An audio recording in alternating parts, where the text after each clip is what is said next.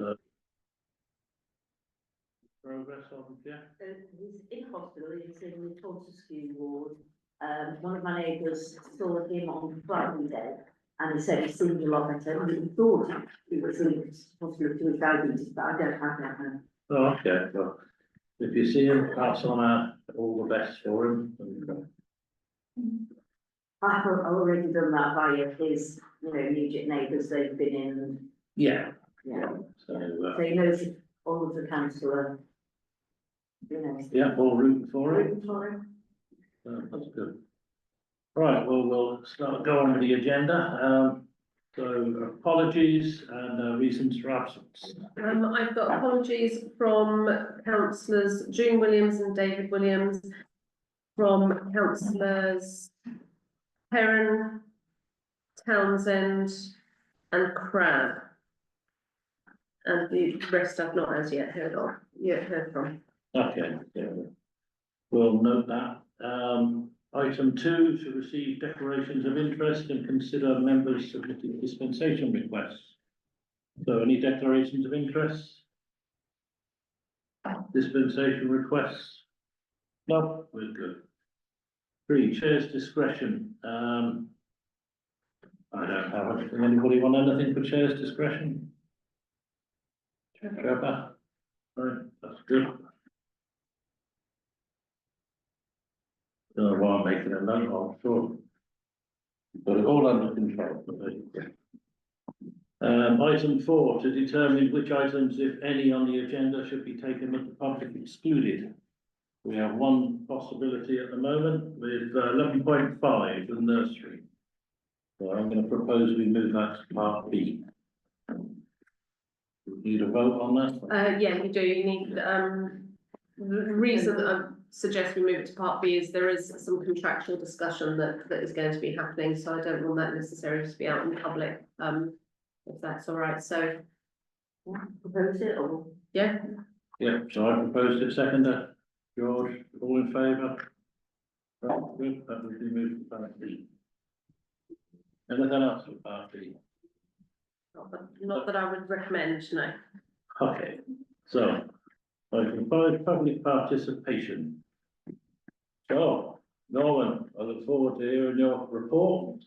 We'll start with Norman. I think David has something, and well, I think everybody actually gallery today has got something to say. That's absolutely fine. Thanks, Chairman. All I'd like to say, it's irrelevant to the Oakland Town Council, where I was going to get asked, is that if you go to the Landmark Theatre and you go to a show there, I'd just like to say the seats inside are in a terrible condition. You would go along there, instead of sitting on with a back like this, you'd be sitting on the wooden seats. I wonder if any of the council officers could, I know it's a trust, could they get anything done with these seats? And if you go to a theatre, you honestly don't expect to see the backs of the seats or the wooden around the backs. And and if you go there, you'll see that I'm not telling you lies. They are in an old condition inside. So I just wondered if there's any point of any part where you can ask the trustees now, and the trust. I'll be honest, Norman, I'm not sure of the entire setup. Obviously, the building's owned by North Devon Council. Celador are private company, or however their structure is, I don't know. But I'll see what I can do about raising it. Yeah, it does. I would imagine there's no guarantee with regards to obviously fixing it, but we'll. No, well, I would like to say they made a fabulous job of doing the comms. Yeah. That's wonderful. But if you go into theatre, it isn't wonderful. Thank you very much. That's Terry who's first. Do you know, I mean, North Devon Council own the theatre, are the company responsible for fixtures and fittings? I don't know what their contract is between the two, so it would be a discussion with North Devon Council to ask that question. But as I understand, there's no shows there this summer. It's not really going to make much difference, is it, until next winter? They've got plenty of time to do it. yeah, well, I think it's an opportunity to provide feedback, isn't it? Yeah. Thank you, Norman. That's David. Yeah, David? good evening. I think it's been mentioned in this council before, but the parking arrangements outside Witherspoons, I noticed that Millhead Road has recently been redressed and subsequently relined. And I note with interest that the taxi rank that never seems to have taxis in it, which would be perfect for the disabled badge holders, is now the taxi rank. And driving down from Thomas Road close this evening, you can't get out of that road safely because of the amount of vehicles parked along in front of Witherspoons. It should be a no parking area, and obviously they've missed the opportunity to get rid of the taxi rank or move it to the front. Yeah. And wasted the money relining everything around in Millhead Road. Yeah. I think John. Can I just address that a little bit? North Devon District Council on the licensing, and it went, the taxi ranks for all of North Devon were re-looked at the end of last year. So I was on the working party, and the Ilfracombe taxis we had a look at. There is there's advertisement that's shortly or out now, or going to be for exactly what you say. That taxi rank on Millhead is going to go. WLI is going to be parked so disabled will be able to, and at the front it's going to be a new taxi rank with a no stopping sign. So there's two things: no stopping and no waiting. No waiting means you can wait for about 10-15 minutes while you do something and you won't get a ticket. No stopping means if you're parked there, you get a ticket unless you're a taxi. So I pushed that, and Paul said it beforehand, but I pushed that with the meeting that we're doing it, and it's going ahead that there'll be taxi rank at the front of Witherspoons. Whether taxis use it or not, it's a different matter, but there'll be no stopping. So anyone parks there, they'll get a ticket. But further around, the taxi rank's going up with just what there is in front of Witherspoons, the yellow lines where that, so that is in the process of happening. The due process of advertising, getting done, planning, all that, it's all on the board. I don't know the timescale of it, but what you just said is exactly what's happening. Okay, Just say. great, yeah, no, brilliant, we've all said, oh, no, it's you can't see it's dangerous, and you come back through past the church and you're coming up, you just can't get past this, and buses coming there. Just wasted money to put that taxi rank back where it's So, yeah, That's that's Devon County Council, not North Devon or So, to your question, it's happening. But when, Thanks for raising it, but. Yeah, it's just this evening, Yeah. prime example, there's minibuses parked on the corners there. You know, people taking badges in, cars turning right, cars coming from the right, Yeah, an accident waiting to happen. it is. Glad to hear it's progressed. So there we go. so, Thank you for that. watch this, not watch this space, watch that. Parking space. Oh, Hello, my name's Jo, I'm Jo. very new to this and I'm hoping in the right place. I'm here on behalf of families and children of Ilfracombe who've recently lost another year's childcare setting. And there is a huge lack, as I'm sure you're aware, of places, especially for 0 to 2-year-olds. I've done a little bit of research, I'm still researching, and I'm just wondering if there's a possibility that as a collective we could maybe envisage for the future more of a community measure for the children. Well, Joe, this will be discussed with council members as to what's happening and where we're going with I did it. work for that setting, so I appreciate that. Yeah, so there's gonna be a bit of discussion that obviously we need to have in private.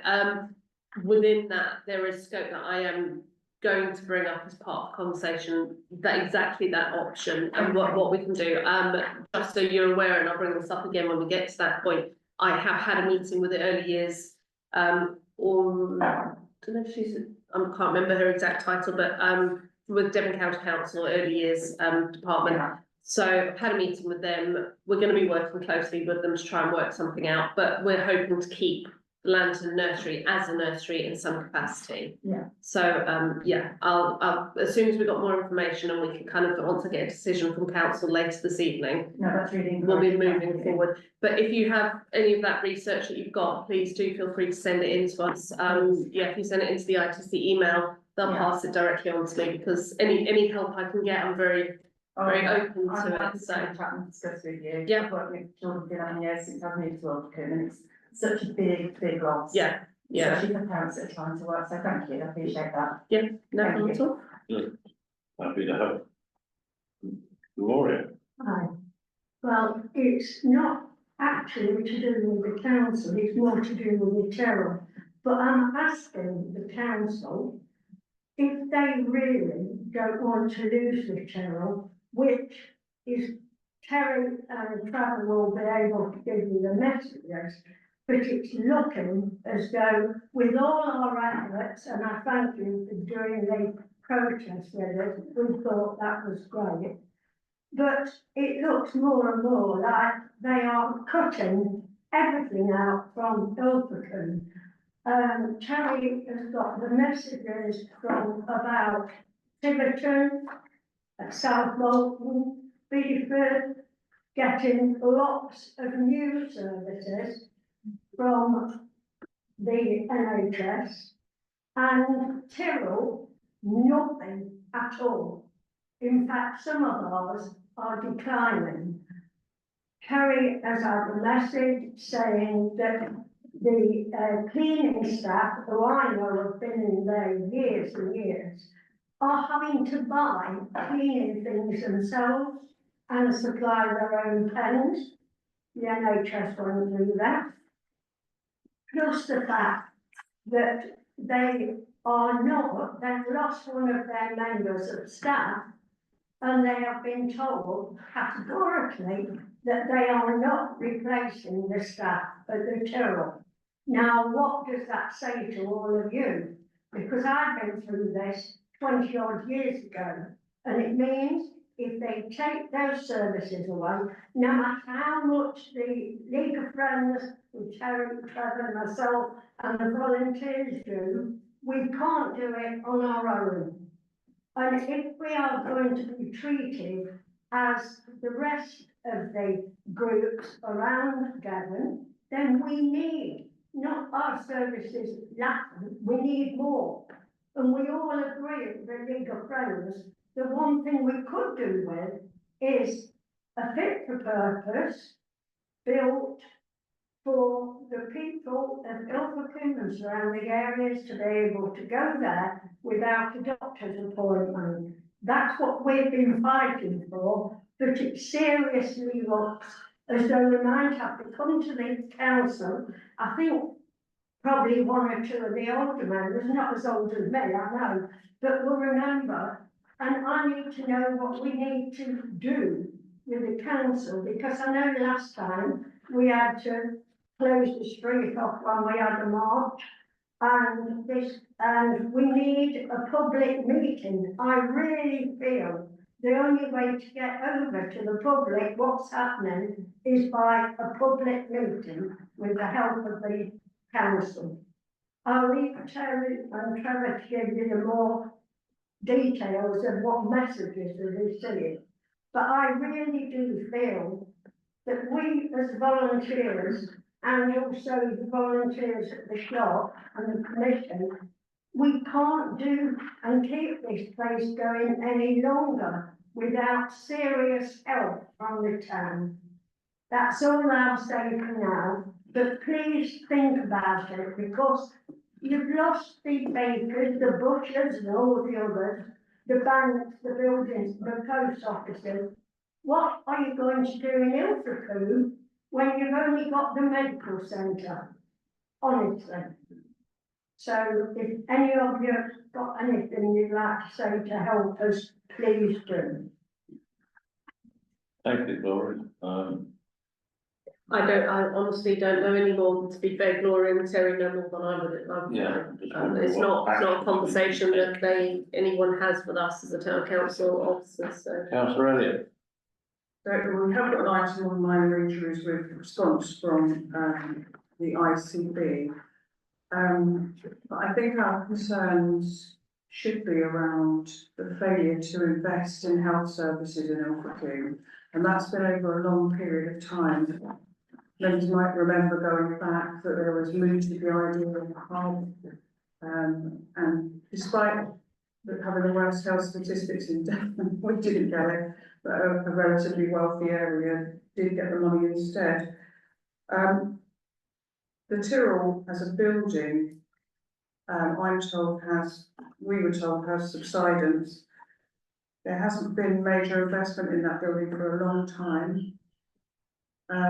It's not fit for purpose, the rooms are too small for modern equipment. And we'll go on to it when we come to the minor injuries, agenda item, but the feeling coming out is very strongly, seems to be that they won't be continuing with the minor injury service.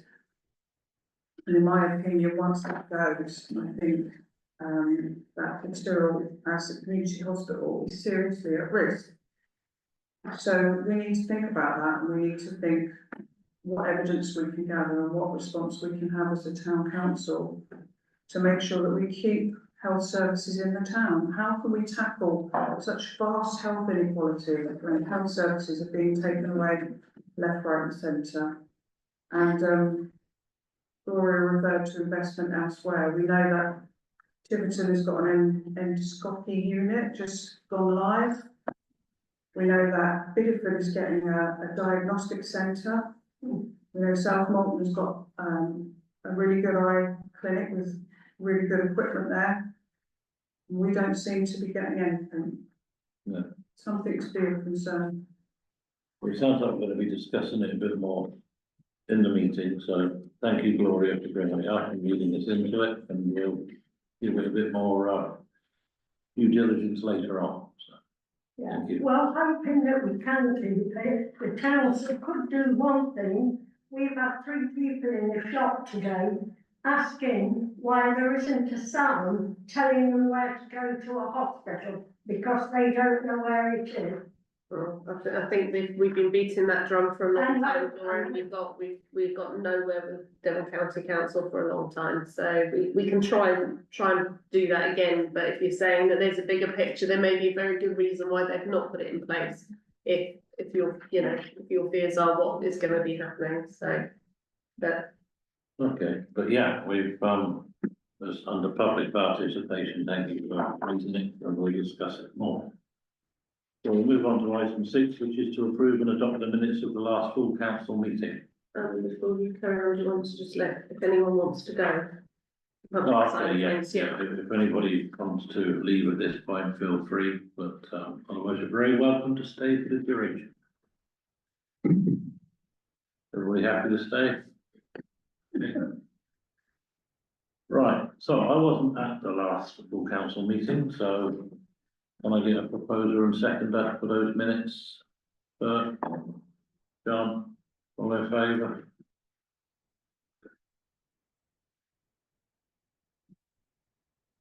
Right, minutes of the planning committee meeting to know and approve. Sorry, 6.1.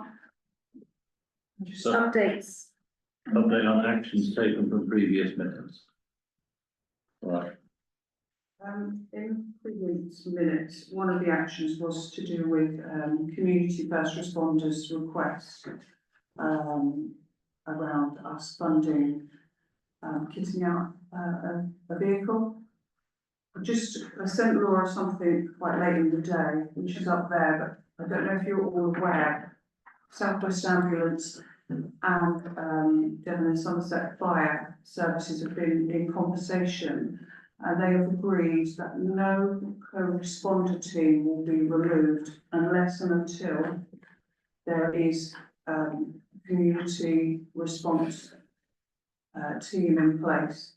So I think that's going to be reviewed in 12 months. So that's partially good news, because I think it's going to be really hard to recruit community responders. The idea before was they would take away the co-responders before that was in place, but that will not happen now. So if you scroll down, that's the announcement from collective agreement, is it South West Ambulance Service? Yeah, So that's the statement from them. Collective agreement is that South West Ambulance Service will continue with their plans to increase the number of community and first response across the South West, while committing to not exiting any fire co-responding scheme until appropriate backfill arrangements. so that's good. Thank you, duly noted. Yeah, I don't think there's any other updates at this point.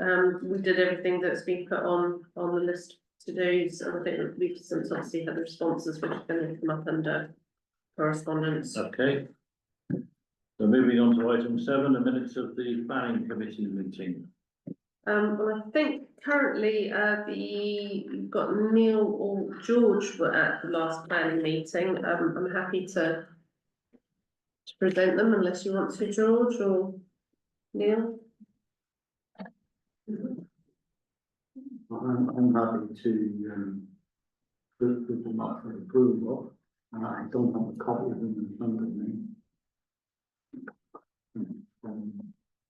Okay, so there's no specific There's recommendation. no, I don't think there's any anything contentious or anything to be concerned over.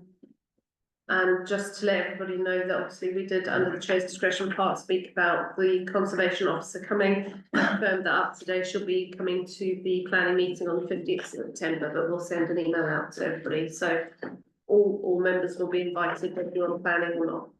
So that. Okay, thank you for that. Right, item 8, minutes of the F&GP meeting, note and approve recommendations. We've all got a copy of the report, so I'll bring that to council. The only one I would flag up is 5.2. We got a letter asking if town council would be interested in supporting through funding, in principle at least, the Street Marshals Initiative. Came around again. Explain full council matter. I don't know if this is part of your Yeah, I mean, update and actions from previous. yeah, I mean, we didn't recommend it as a full council decision. I think because obviously the Finance and General Purposes Committee have finances at heart, the general response was to get that first initial agreement that we in principle we agree. I've since gone to the town centre manager for Ilfracombe, who's based at North Devon Council. I'm waiting on figures, so I think the next step that will happen is that I'll bring, as soon as I get those figures, I'll bring those either to F&GP if that's what hits first, or to the next full council. Well, either way, it'll come to the most relevant full council meeting. But I think there's definitely a thirst for wanting to keep the street marshals, and how we do that is just going to be, it might require some funding from ourselves to contribute to be able to do that and to keep them in. So but I think I'll bring that up the next one. Okay. That's all right. Trevor, if you don't mind, I'm just going to go back as well, because there was one, and I do apologise, I should have put this down as an agenda item. I mean, it is really in the updates and recommendations, but at 4.2 of the minutes, we did, Councillor Gear did propose, sorry, is it the right way? Either way, Councillor Quinn and Councillor Gear both proposed that we would look at a community right to bid for the BT Exchange, which is next door to the High Street car park. That's a recommendation to full council that we go down that path. So if everybody is happy to, or if council are happy to consider that we do that, that just means that if we put, it doesn't mean we'll necessarily get it. It's definitely not currently up for sale in any capacity, as far as I'm aware. But it means that, like with the car park, if it does come up for sale, it means that we get first refusal on it, so. Yeah. That's really. From my memory of having done this, both at town council before and the League of Friends, doesn't the building have to have a community purpose? It does have to have a community purpose, I think. I mean, we can apply and we will get either accepted or rejected. I think we've just got to try and work a good enough case as to why it would be. The concept of it being already next to a high street car park, which is potentially already a community asset, and it would just enhance that community asset, might be a way that we kind of work to try and get that Just in my memory, we had to prove that Yeah. it was used by the community, It's hence not- why yeah. it's an asset. It's not, and I don't think it has to be used by the community, I think it has to have a community value if you were to take it on, from what I understand of that, I haven't done huge amounts of research into it, so I'm open to correction.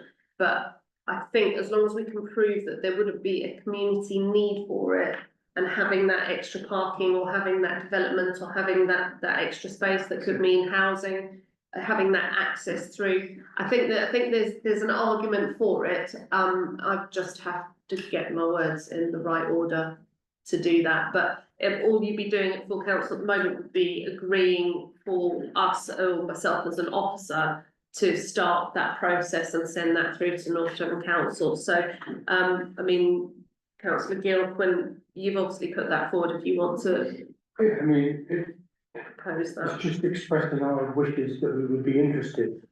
If you read, the press, they reckon all telephone exchanges will be closed by 2030, so we're not talking next week. But if we've expressed an interest, then we get first dibs at it, that's how we look at it, really. I think there's no harm in expressing interest at this point, is there? So, is that a proposal, Bert? Well, Any questions? Well, just to add, the advantage of it would be, obviously, we can expand the car park potentially, but also in terms of potential housing, small housing development, it wouldn't be covered by the overage clause that is in the main car park we just bought. So we can do that without the overage. Yeah. Well, again, I think it's a place to start, and we can flesh it out. Well, I think the proposal was made at F&GP. Well done. I'll be practicing. So really, it's just to get approval from full council tonight, that's all. Yeah, so, if you're proposing that we do that, get a seconder, John, yeah. All in favour of moving forward with this? All against? Abstentions? Right. Yeah, thank you for that, yeah, I think it's worth a shot.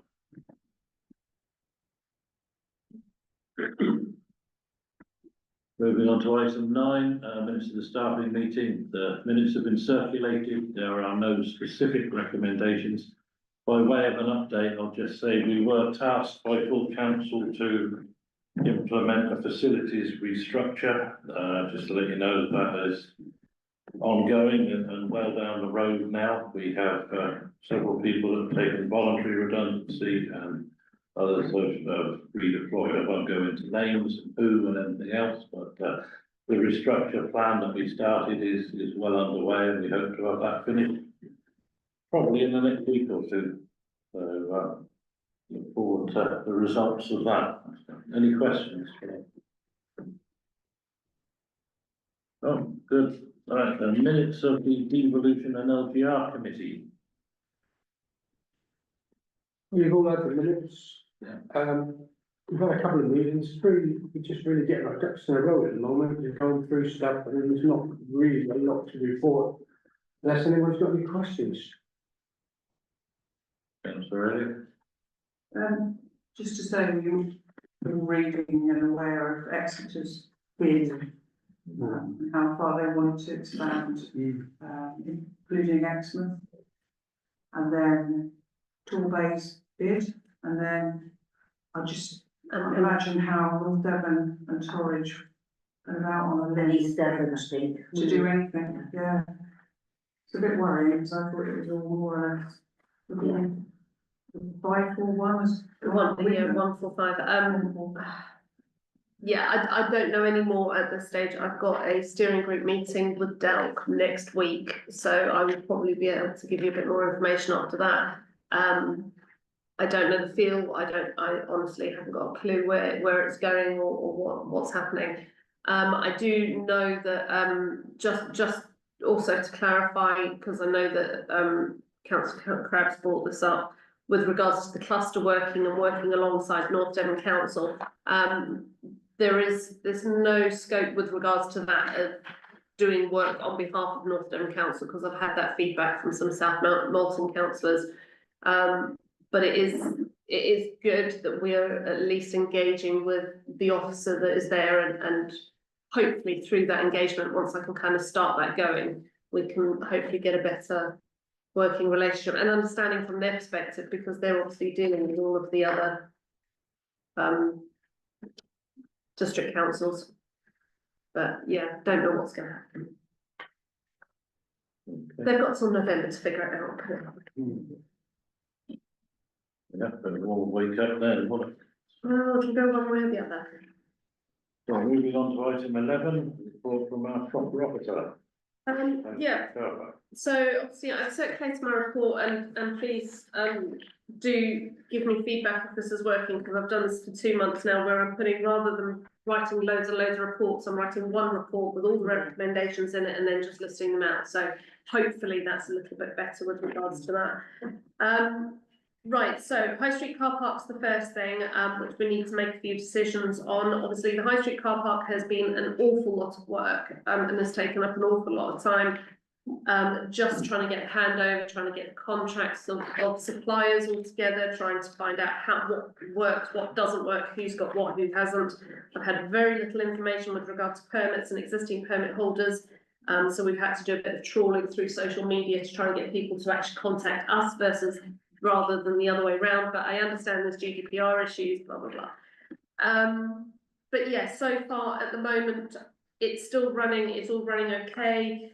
Just to give anyone a heads up in case you do have anybody come and shout at you, there was a couple of days where there was a transitionary period between the machines and our ANPR system. Some people might have got a parking fine. A lot of people are now getting refunds on a parking fine and getting those squashed. It just unfortunately happened exactly at the same time where the main person who I've been dealing with was on leave as well. So unfortunately the people in the office just issued lots of parking fines. So if you know, just tell them to inquire whether or not they're due a refund or not. So so that's been fun. With regards to public consultation, obviously that was an attachment. You've all seen the pretty pictures and the results of that. Obviously, permits are needed and required by members of the public. So what I need to try and engage with you and trying to get decisions on, because these aren't my decisions, is to agree the types of permits that we're happy to go with and what value we're going to have for those. I need to be fair, I've kind of messed up on that, to agree the terms and conditions and availability of permits. I haven't given you exact written terms and conditions. I appreciate that, but just a general overview in case. I will draw those up, but just in case anyone has any specific terms they want to reference. Agree whether we're going to administer the permits or not, and that I'll go into a bit more detail when we work through this. And then obviously there's the quotation that's been part of my report as well. So if Chair, if you're happy, we deal with those, and then I'll continue with the rest of my report after that.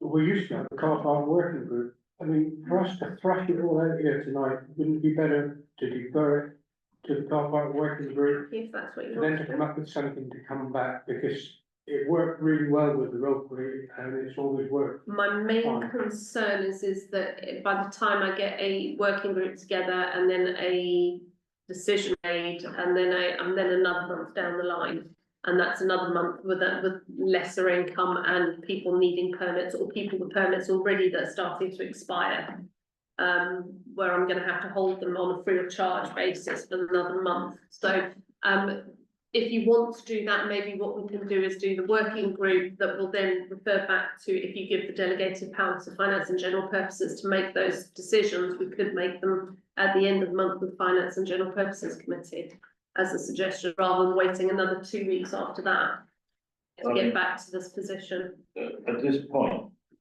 you're proposing that we make some decisions, so we've got some specifics. Yeah, I can give you to work with. specifics. I'm just thinking if we've got a couple of specifics that just go through, and if it's starting to get complicated, then. I don't think it needs to be complicated. I think it is pretty straightforward. I think the majority, sorry, Karen.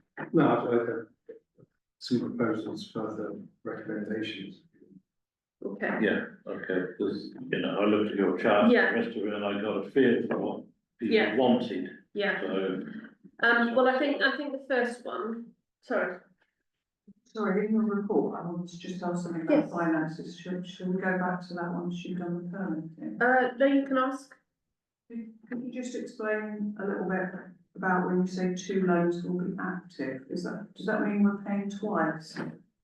Oh, no, sorry, so that's kind of the part, the Trevor's part of the report. So no, what will happen is when we get to, because of the timings of things and how it worked out, we applied for the Public Works Loan Board back in, I think it was March.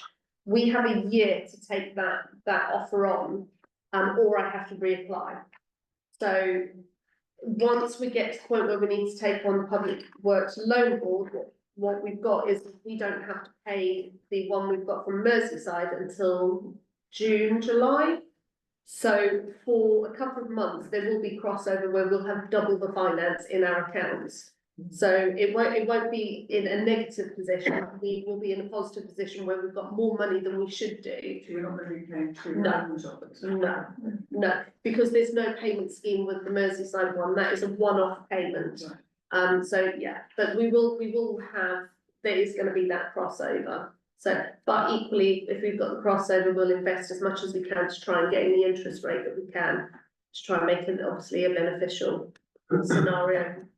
Let's look at the specifics you want. So specifics, so my first one at 11.1 to agree the types of permits and the value on offer. I think from the report, most people are looking on a yearly permit basis. All of the permits that are currently out there are a yearly permit. Yeah. I haven't had much buy-in with regards to it being seasonal, and to be fair, in that breakdown of the consultation, very few were actually businesses or second homeowners or Airbnbs. So I think that was the general outcome. So I think if you are happy to go with it, I would suggest that we have a yearly permits made available. Let's on that one, no, let's do it one Yes. at a time. I think this is Yeah. what we can do, let's knock off some of the Yeah. things that are. Yeah, okay. Yeah. So, Well, I'm happy to propose that. first proposed, and seconded, Yeah, yeah, and all in favour of having yearly permits. Yeah, Okay. so that's that one done. the value of those permits, the previous company sold them at £500 a year. I would imagine plus that. I can't be 100% sure because unfortunately I can't get that information any longer. I think we have had this discussion at Finance and General Purposes. Yeah. We were coming to the understanding that I think we were aiming at £400. £400, the price I put forward from GP, for 2 reasons. One is it covers a lot of the votes in terms of people that have been asked 300, 400, 400, 500. It's more than 50%. It's a figure that's basically would account for more than 50% of the people who express an opinion.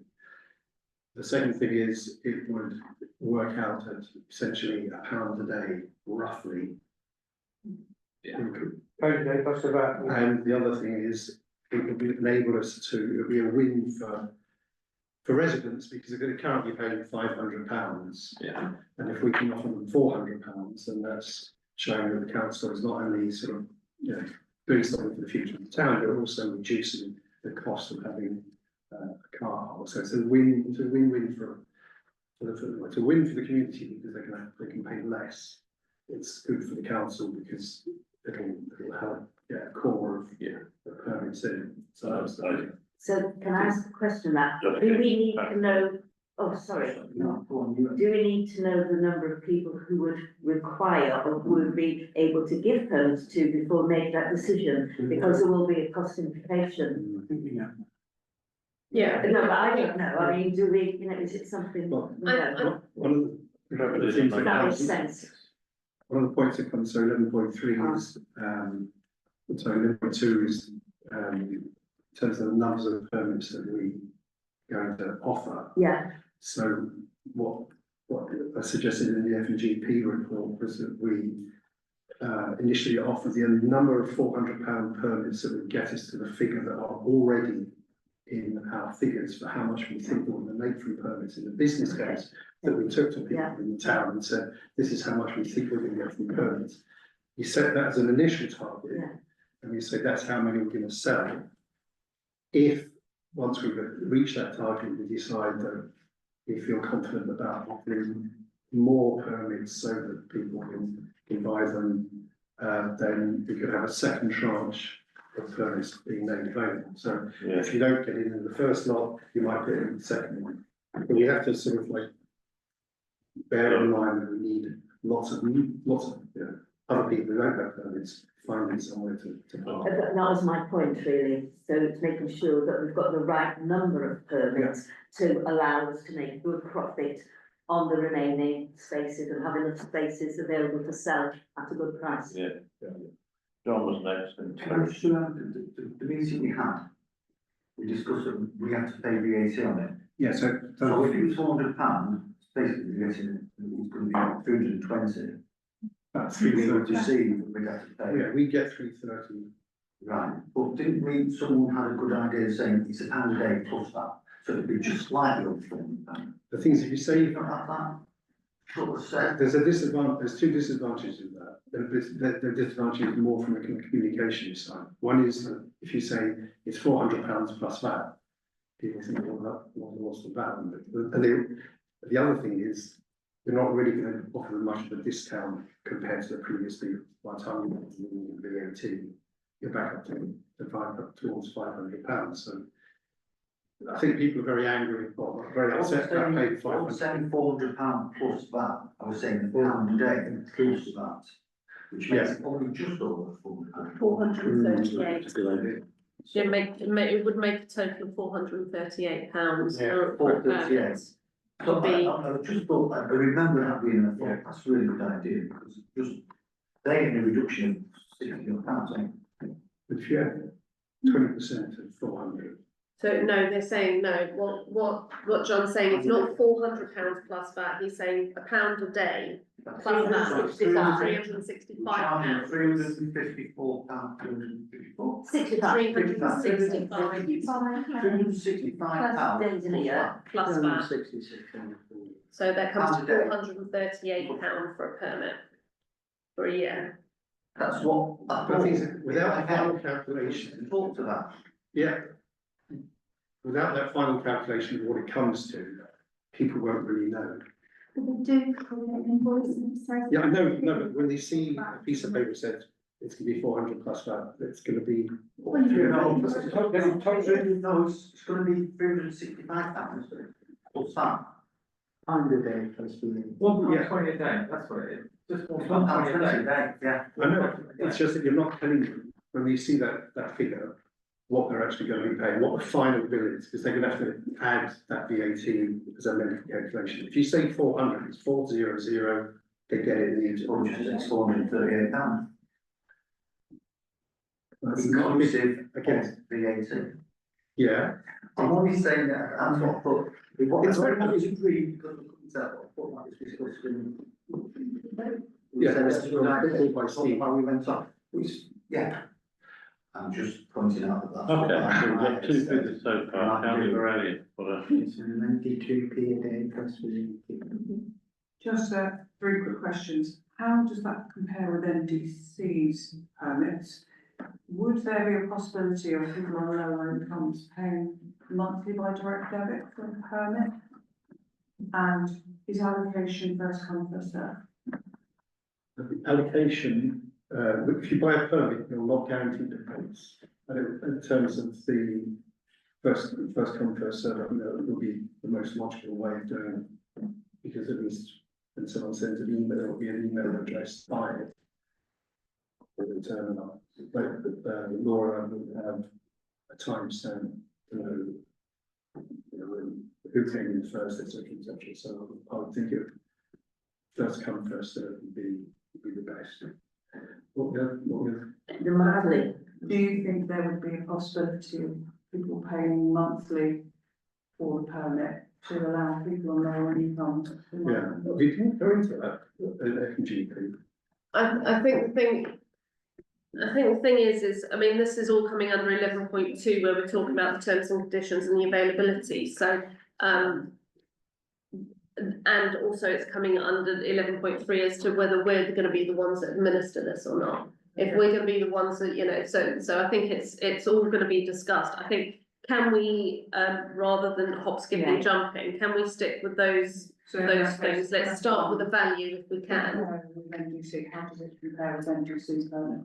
But It's, I'm literally just trying to see if I can find out, but I don't they're know. mainly £300. Randomly speaking. I think it's, with the Oxford Grove, I think it's 400, I just read when I was looking. Oh, is I it? thought that was. Is that 400 plus that? It didn't mention that. So, I think at this point we're looking at a process. It's different. Can I just ask one clarifying question as well? So, why does it not guarantee a space? No, Even on Brokery Road, doesn't no. Oh, yeah, I know it does. I don't know why. I mean, if you've got X number of permits, then you're not going to allocate X number of You'd speed. have to block off, sorry, you'd have to block off spaces, didn't you? If you take Sunday, Saturday, Sunday, for example, the car park's completely full. Yeah, If you came back in the evening and the car park's full and you got a permit, what happens? yeah. You know, if I was paying my £400, I'd want, I know that it's all the ground, You remove that car. Mark's place. allocate an area which is permit only. Yeah. You reduce revenue, don't you? Because if the permit holders aren't using them, you want. them to Yeah, be yes, we want somebody else to use it if they weren't. Yeah. All right, so it's the financial thing,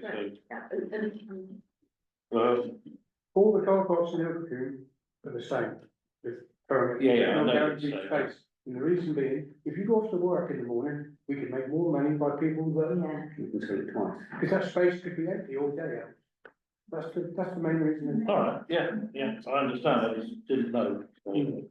That's fine, so at the moment, we're chasing, right, sorry, So no. why don't we just adopt the same terms you did for Brokery Road then, if you've already done it? Yeah, No, I don't think, it's different in the same as Terry's question about, what North Devon are charging. I don't think we're interested in what we're gonna charge. Can I also answer that? Locally, we do not sell yearly permits, we No, only sell weekly. So it's only usually around the day period. Yes, it's very different. yeah, so that's, for me, a holiday requirement, I think this one will look into the community more, so, I think that's one, so, just to be clear, we're looking to decide a price. Yes, please. And we have two proposals, one at 400 plus VAT, one at 365 plus VAT. Do we need to? No, no. There's 300 less What than. inclusive it's of currently 500 increases. Right, So, Can you just say those again, please? so you've got two prices that are being suggested. One is £400 plus, including VAT a year. The other one is £1 a day plus VAT, which is kind of like the marketing side, which is £1.20, which works out at £438 for a year inclusive of VAT. So just a thought, from the marketing point of view. Pat, do I really want to let you talk right now? Oh, no, just very quickly. Be I another think discussion. an even number is nice to market 400, but we can also have John's, you know, £1 a day by saying £400, less than £1 a day. Don't worry, whichever way we do it, we'll market it properly, I promise. so, how do we do a proposal out of this? Are you- we happy to go to a vote on this, or is this something that we feel that we've got to push to a working? Question, without knowing how many permits we're talking about here, I don't know if we can answer this. If it's 3, that's fine. If it's 300, it's not fine. Can I be honest with you, I mean, we've done the report, within Trevor's report, we've stated that if we aim to sell what we put in the business plan, that's what we do. If it's at 400, it's about 34, 35, I think, in his report that we need to sell. Realistically, it's all very well, I don't know how many we're gonna sell until I start selling them. So it's business plan, you know, all business plans are a lovely idea and hopefully we'll do that, but we have to just get selling them. But we've agreed that we will get to a number and stop and then review Yes, it. which is- Fine. Up to that's around about 34, 35, I think it worked out at. So at this point, yeah, One more point, sorry, and I assume that we're at least tickets will be on first of January, they won't be all spread out over the year, right?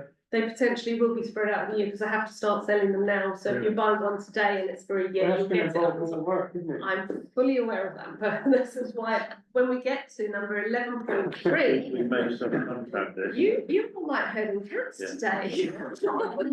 It's really hard work, everybody. So, What we'd like to do at the moment, I think, is agree on the price. Please, can we agree on? Yeah, so, how do we do this? Let's get one proposal for one price and vote on it, one proposal for the other one and vote on it. Yeah. Seems fair, so. So, John, take a proposal. I propose £1 to start. Right, could we get a seconder for yours? John, right, so now we will vote, who is in favour of this price?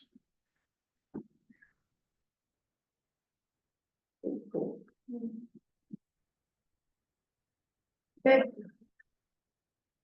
Next one, Trevor. Make a proposal, Yeah, £400 including VAT. do we get a seconder for George? All in favour? 5. How are we doing on the split? Sorry, Right, abstentions. any abstentions? From both, I presume, Sarah. Anyone against it? Well, I'm not doing against. So it's £400, inclusive of VAT, wins the vote. Thank you. There's an amendment. Right. I don't dare go on to 11.2, right, so 11.2 is basically to agree the terms, conditions and availability of permits. We've discussed the availability of permits, and if everybody is in agreement, we would aim to sell at £400 up to that 34, as I say, 25 actually, take it back. When you look at Trevor's report, in order to get to the figures we had in the business case, we needed 25 permits at £400 each. So we will do 25 and then we will go forward if everyone's in agreement. And with regards to terms and conditions, though I haven't given you exact terms and conditions, they will run alongside what we have at Rotary Road, and the standard will be, which is the same with every single car park in Ilfracombe, that it does not guarantee anybody a space. Right. That's right. When you market the permits, will you make, play of the fact that there is CCTV in there? We're busy trying to sort out the CCTV, but yes, that will be So I put don't in think place. there is in Rotary Road. There isn't in Rotary Road, but we do have it in the High Street, yes. So, I mean, that's your telephone point. Yeah. So is everybody in agreement that that is the process that we will follow? That's their proposal. Thank you, Trevor. Second, all in favour? Wonderful, thank you. 11.3, oh, was there any abstentions on that? No. Against? No, I think we're okay. Right, 11.3, with regards to the administration of it, at the moment, we've got two options that are available to us. The current management company, which I realise this is going to be a tricky one because later on down the line, I don't know if we're going to keep them or not, but they can administer this for us with regards to they can literally advertise it, sell it and take it, or we can administer it ourselves and just make sure that the ANPR company, who's the same company, sorry, obviously don't issue any fines to any permit holders. It does mean staffing time for us. I'm hoping it wouldn't mean a huge amount of administrative time, but are you happy that if we did administer ourselves that would? If we go on with the company that's dealing with it now, is there a time on that, or is it just a month to month basis? So if we go with them, we've got to sign up for 12 months. Potentially. So what I was thinking, it might be to take the pressure off of you guys, rather than just to go with them for 12 months and review it when the dust is settled. Well, I'm hoping to review the entire management company for the car park later on towards the end of this year anyway. As I said, I've been saying the whole way through, I needed to get through the summer, get it sorted, and then we'll go from there. So it would help you if they did it. It would help me if they administered it, yes. Right. but I'm equally aware that that would probably come at some form of cost, of which I was hoping to have that information, but I don't have it as yet, because they're busy sorting out parking fines currently. We can't prove what until we get the cost through. Can you, hang on, Carol? Terry was next, then John, then. How many permits do they administer at the moment? And supplementary question. If they are administering, say, 12 permits and they're out of 25, then it wouldn't be first come, first served if they got automatic renewal, would it? No, so at the moment, the permits that they've got, I think we worked out, was it 16? 14, so we've got 14 on the list at the moment that I'm aware of. Because as I said at the beginning, I haven't been given the exact list and we've had to try and populate it ourselves. The ANPR management company have got a list. So they've never administered it before on behalf of the previous company. The previous company administered it and then sent them an Excel spreadsheet with very little information, so that they only had registration numbers and when the buy-in day and when the expiry date was. Which is, if we administer that, that's what we would give them as well. So from their perspective, they said it didn't work very well, but then obviously it was a Nottingham-based company trying to operate a car park in Ilfracombe. So I think we probably have the advantage. What was the other question? If you want it to be fair, everybody has to go back in the pot. Everybody will have to go back into the pots, yeah.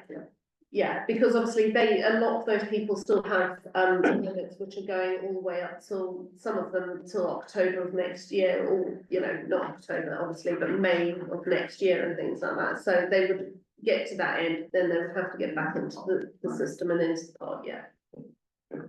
There was that Carol John. Mine was only, sorry, just a thought really, if you're going to review this at the end of the year, could we try for a 6-month contract?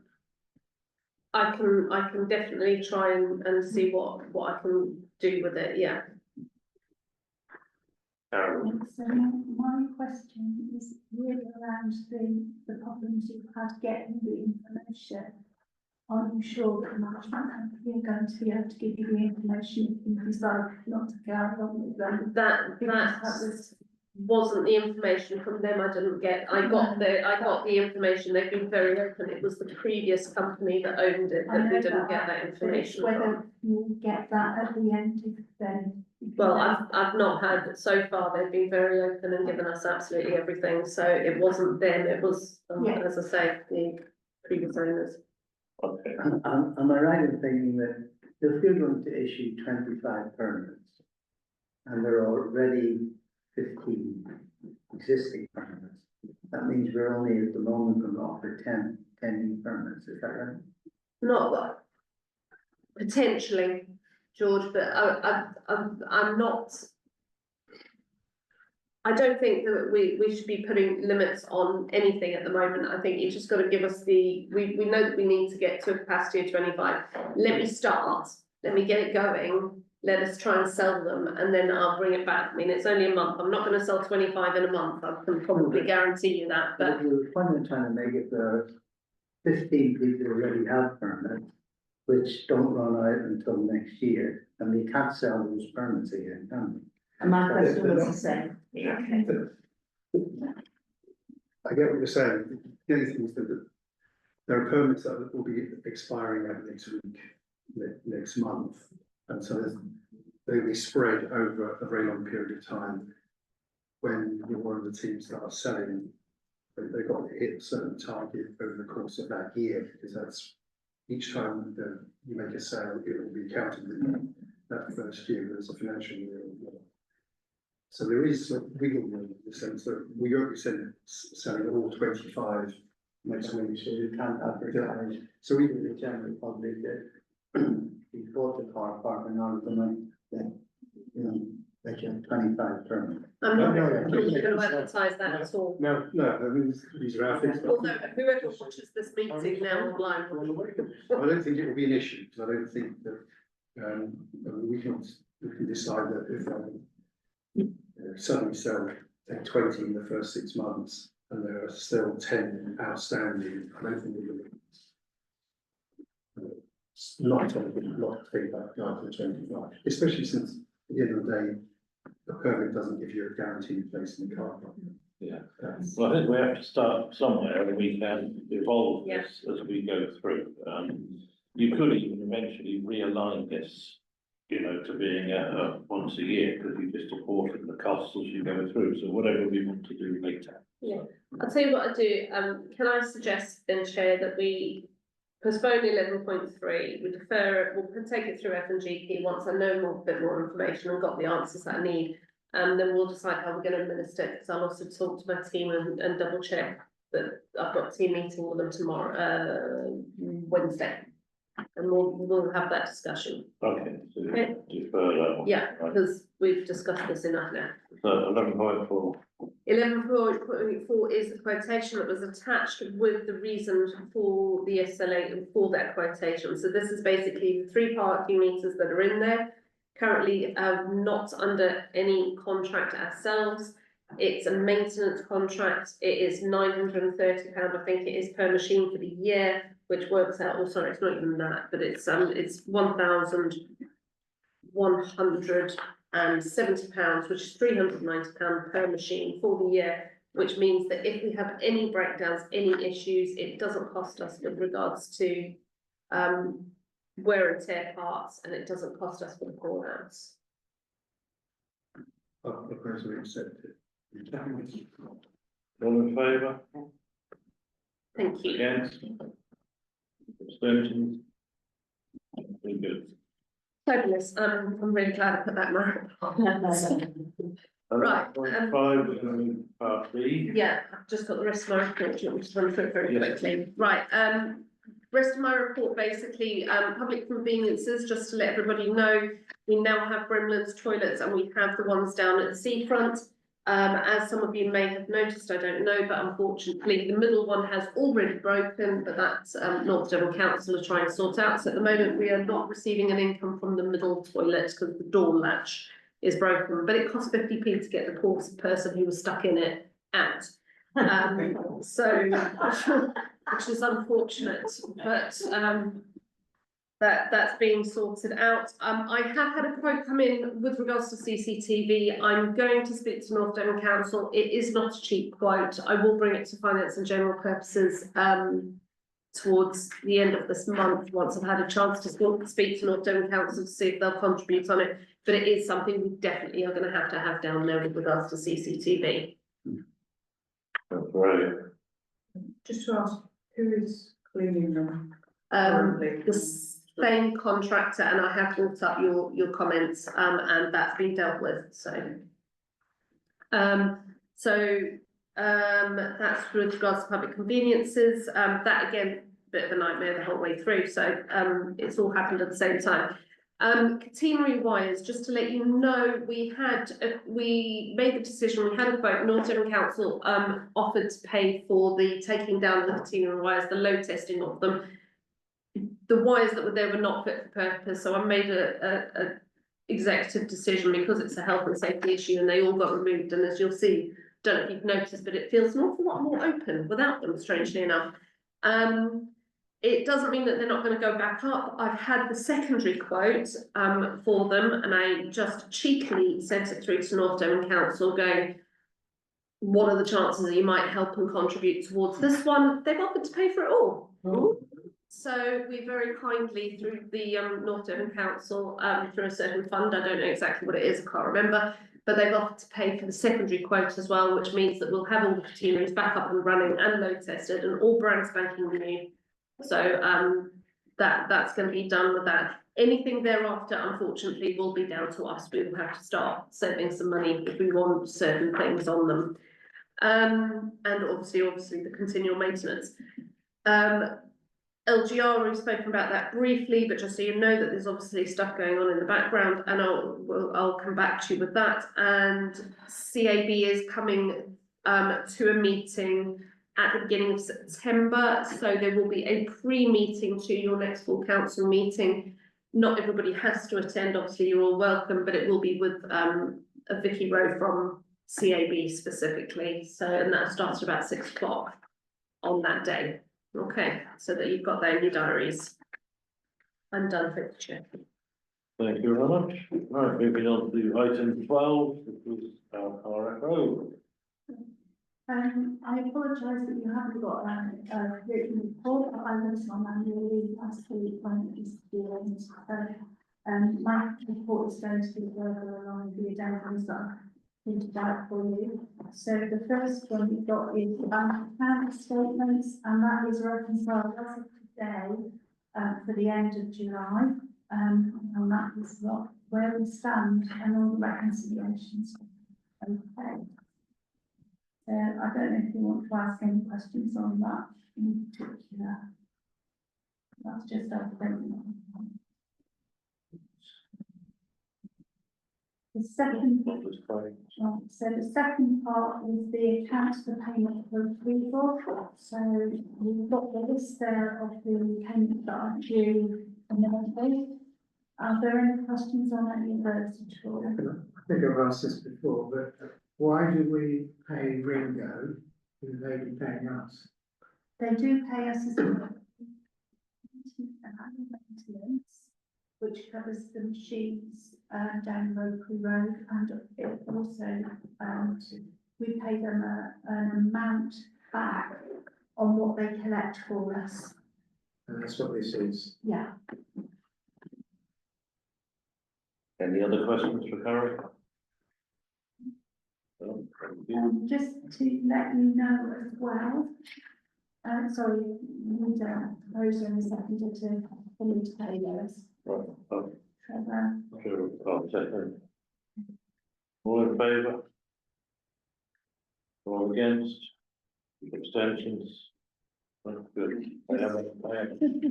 Just two other items, I think, maybe three actually, to bring your attention to.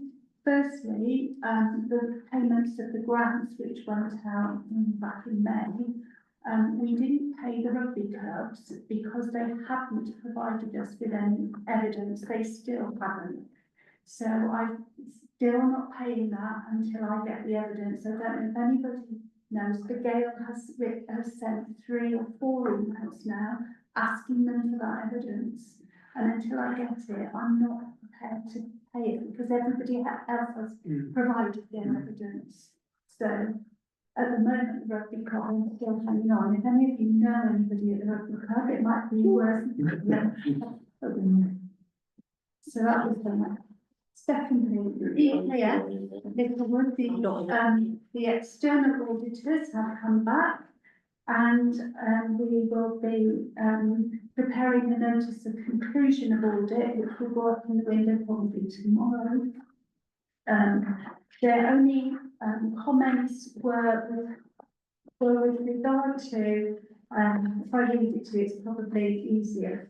So except for the matters reported below on the basis of our review, sections 1 and 2 of the annual governance accountability return, in our opinion, the information in section 1 and 2 are in accordance with proper practices and no matters have come to our attention giving cause for concern. That relevant legislation and regulatory requirements have not been met. So in other words, it's saying we've done it right, which is good. However, we did disclose in section 1 the assertion 4, which is around had we published, had we exercised public rights, which we didn't do properly last year. However, we should have apparently said no for the last lot of accounting. So they wanted us instead of to have put yes to have put no. But as I pointed out, we put no on the previous year, which is what it was for. But they say it should be changed to no, and also the section 1 assertion 7, because of that, is also not correct. So we should put no instead of yes. So all I'm going to do is Laura and myself will change those on that, put it in the final ADR, in final report, and it will be then available for the public to buy or to print off online. It will go on as soon as I can sort it out with him. That's just to let you know about that. The other thing is I've had a number of pieces of correspondence from energy companies informing us that we've taken over Greenlands in the car park, which we knew. However, I need to speak to Bionic tomorrow to see what we can do in terms of getting better rates than they're offering us, because the rates they're offering us aren't that great.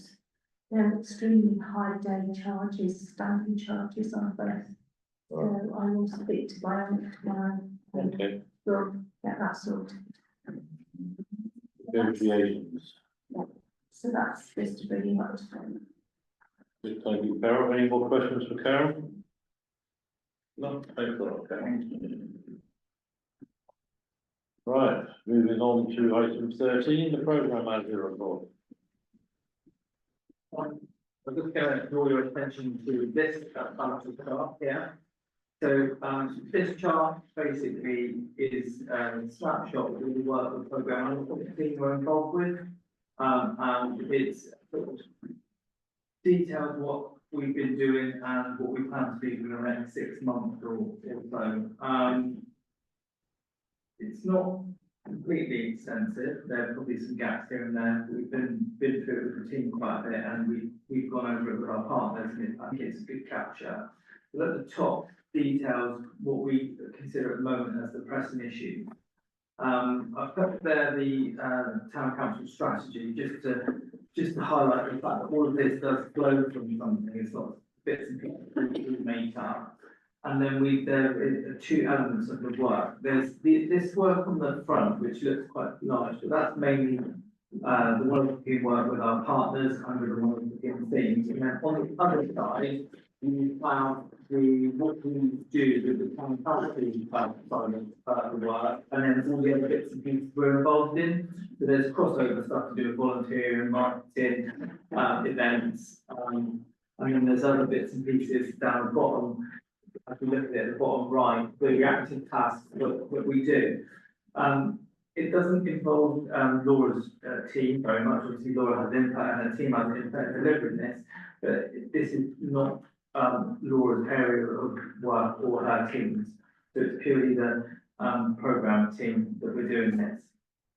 The other thing I want to highlight is the fact that on this side, it's mostly everything is funded externally, apart from the employees, and then on this side, again, most of it is funded by external stuff rather than the town council project. But everything, the majority of all these projects are either with our partners or that we get funding for.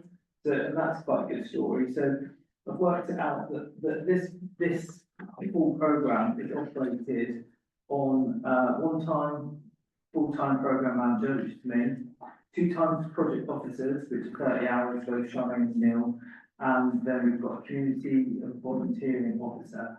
So in total, that's 127 hours, 45 hours a week. And then we've got an additional 2 staff, which are fully funded, which are community developers. And then we've got 6 wellbeing coordinators, and they're fully funded, and all the project costs are fully funded. So I'm not for 1 second expecting anybody to look at this now and think, oh, yeah, it's going to take time to digest it. It's worth having a look at, particularly on this side of it, the projects we're doing, and some of them will be familiar. They should all be in the previous report and in this report.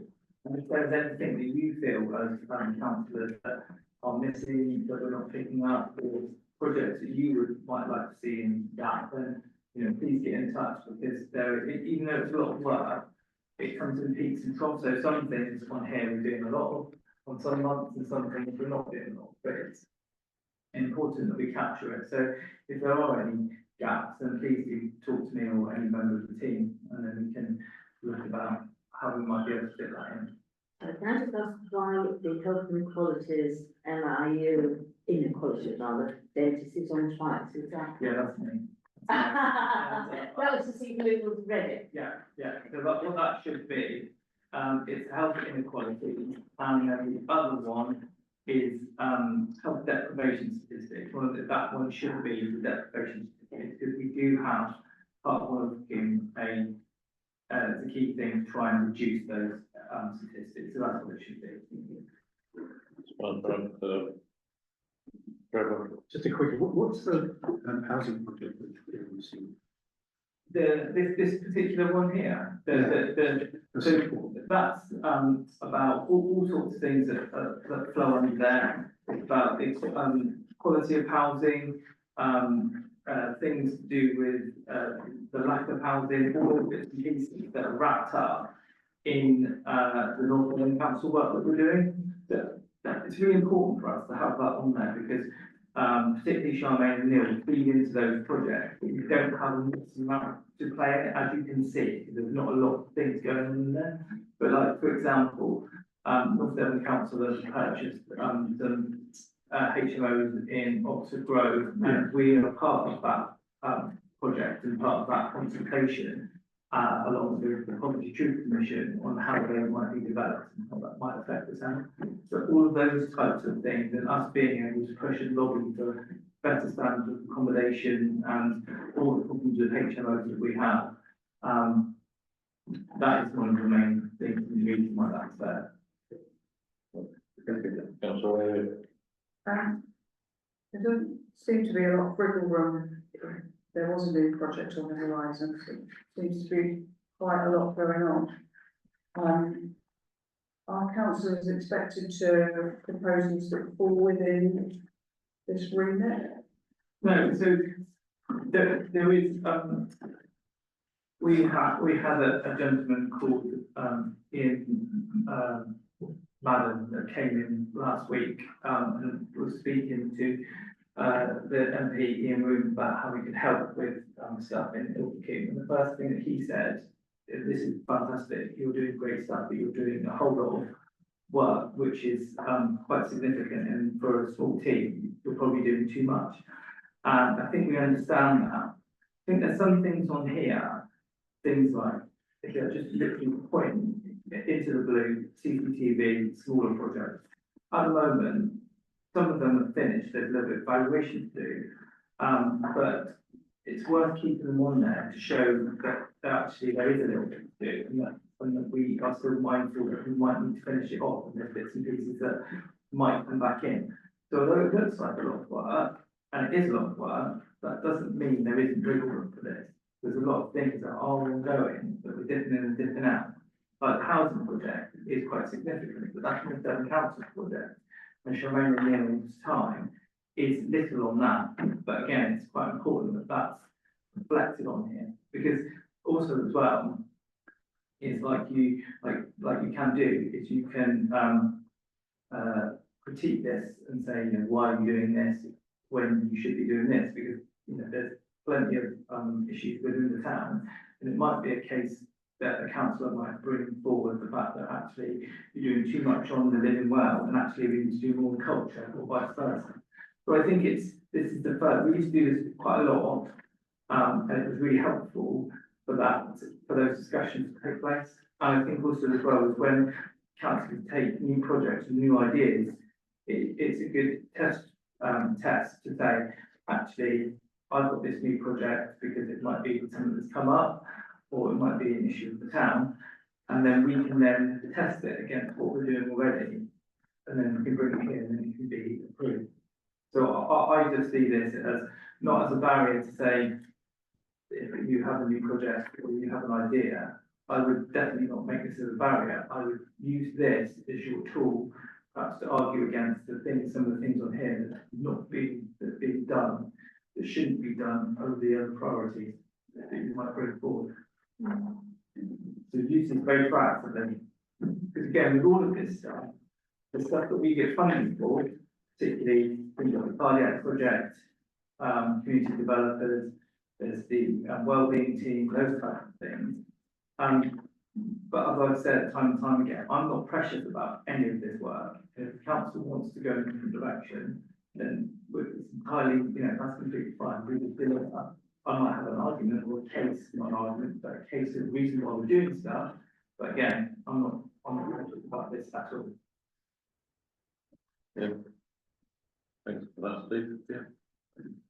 Yeah, so just one main thing to point out is that there was a multi-agency meeting to tackle the ASB issues last week. It was one of the team meeting that Councillor Elliott attended as well.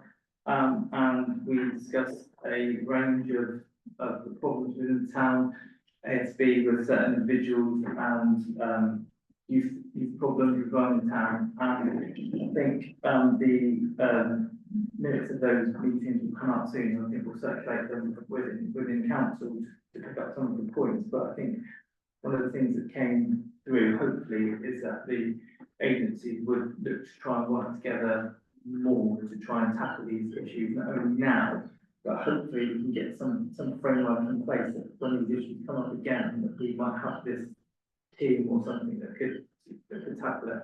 Yeah. Well, good, well, I saw that on it, so that's good. Any more, Steve? No, I think that's. Yeah, thanks for that. No, well done. I like the approach. It's good. It gives you a good snapshot. Any other questions for Steve before we move on? Thanks, Steve. Really good. Like it. IRB update, item 14. I don't think there really is a huge update. The minutes are through the link that got circulated to you. They are on the Ilfracombe Town Council website if anybody wants to read them. Something that was brought up, there was a meeting that was held with Whitbread. It wasn't an open meeting because it was with only them. The results of that will get spoken about, but it's hopefully on a positive track. But I can't give you any final decisions on where things are going, but we'll hopefully know after the summer. Also with regards to IRB, I know that Councillor Elliott has mentioned that we wanted just a bit more clarification on who can attend, who can't attend. I think the general consensus, I've spoken with one of the officers at North Devon Council, they generally administer Ilfracombe Regeneration Board as they do with other towns. So, you know, it's not exclusive. We've made some tweaks within the terms of reference that needs to go back to IRB to be approved, obviously, because as officers, we can't just make decisions, but we're making suggestions. But as it stands, and I need to get better at it myself, everyone is invited to IRB. I mean, obviously, if you wish to attend, please just let me know so we don't end up with hundreds of people in one room. But it's not an exclusive. It's obviously certain people. We have certain quotas for voting rights and things, but that will be brought up and I'll bring it in a much clearer format as soon as that's been approved.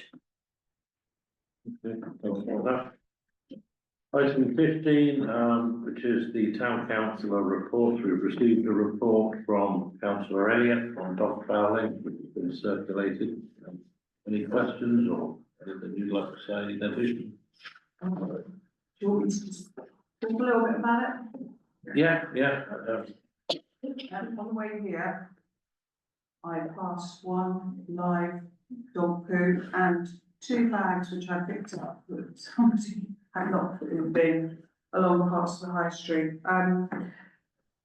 We've been ongoing with dog fouling for a long time, and going back a ways when I was a street rat, we worked with Transport trying to tackle this problem, and you can see in the report the various ways that we did it. We're talking about a time when there was more resources and we were very proactive with the agencies. I remember being on the beach at 6:30 in the morning, doing a swoop with the police, trying to catch offenders. But dog fouling remains a real problem, and over the past week, as I said in my report, up at Oxford Grove car park, Oxford Grove Playground, Oxford Park, there were on different days 2 incidents of dog fouling. And then I got a message from the people who come and cut the grass there that they are, every time they cut it, there's quite a few incidents of dog fouling, which as they're strimming it, splashes up. And it's just horrible, but it's not just Oxford Park. We've got Campbellstone around the back of there. We've got a piece of waste ground near me where people regularly let their dogs out. I suppose it, for me, it comes back to something which Steve was talking about here. Sometimes I feel that we forget what our core role is here. We are a glorified parish council, and the expectation of the public certainly is about the enhancement of our local environment. And I am a bit concerned now we've lost a litter and hygiene operative out of our structured work roles that used to deal with some of these instances of dog fouling. And I'd say I could write the same report about litter. Just we should have a strategic aim as a town council about what our part is going to be in this and how we can help tackle these problems. So I've made some suggestions. I mean, the obvious route would be to hold a particular meeting of the town team. But I don't want it to just be about reporting in. I feel it's got to be bigger than that, and that maybe we have a role to play in some things that we can do, whether it's notices or I'm not sure, but it's pretty horrible. I know it's absolutely foul over at the church, Trinity, but obviously that's their grounds there, but it's just such a problem. Well, it's good, I've noticed it on Steve's plan. So, you obviously have ideas on that. On the dog balance specifically. Do you want me to? Yeah. I'll step in. Well, I know that Neil has put that as part of his report because he is dealing with it on a regular basis. I know that he has gone around, and if you see any stickers up, straight or not, of warning signs of dog fouling, Neil has literally been walking around wherever he goes, and he's got a whole reel on his desk. So if anybody wants any stickers that North Devon Council got, we are putting those up. This isn't necessarily going to answer all your questions, Terry, but there is obviously a little bit in the background. Obviously, we're in touch with the North Devon enforcement officers. They're obviously saying that they do need the reporting side of it, and I know they're not trying to push just that, but I'm just, we need to maybe put that across as a bit of a message, because without, again, it's a bit like the policing side of it, without the numbers, without the reports going in, they can't put the enforcement in place. Where the enforcement is where they would then put temporary orders in place where dogs would have to be on leads for 3 months, and if needs be, they'll put a ban completely. So it's that whole process again, unfortunately, of just trying to get that message across that reporting gets us the results that we need from the other councils, because they're obviously the ones that enforce it. Obviously in the playground. Yeah. So, I mean, Well, what do you do about people taking? That, I mean, what you want us to do further, that's going to be down for discussion between yourselves as officers, but just to let you know, that's what Neil's got going on in the background. Just like to say, a number of years ago, a group got together to address this. And they asked me to write a poem about it and send it. You don't want to hear it. No, I don't. No, No, no. it's a recorded session. Sorry, George, so please don't. Can I just ask about the playgrounds? So if the playgrounds with children's equipment and we've got a problem with dog fouling, is there not an opportunity to exclude dogs from playground areas like we do at Slade? My understanding is that little play area near the vision centre it's got a sign, no dogs. No dogs are allowed on the playground, and there is actually a dog walking area next to the playground, but people still. So is there a problem there as well? Is that what you're saying, like the Slade one, even though they're not Well, the supposed to dog have? walking area, I don't go into, because I imagine it's full of it, but I mean, the playground. No, I mean the Took my playground. daughter there, and on 2 occasions, and 2 different times. I mean, you can't play in a playground. Dog poo everywhere. But it's not just there, it's something, as I say, the aesthetics, so when we have people here and visitors and all the rest of it, and that's the same with litter. It's something as a parish council, effectively we are. As we haven't got the litter operative, we need to have a strategic approach about how we're going to deal with some of these problems going forward. How we're going to allocate what resources we have, what part we play in trying to tackle some of these areas.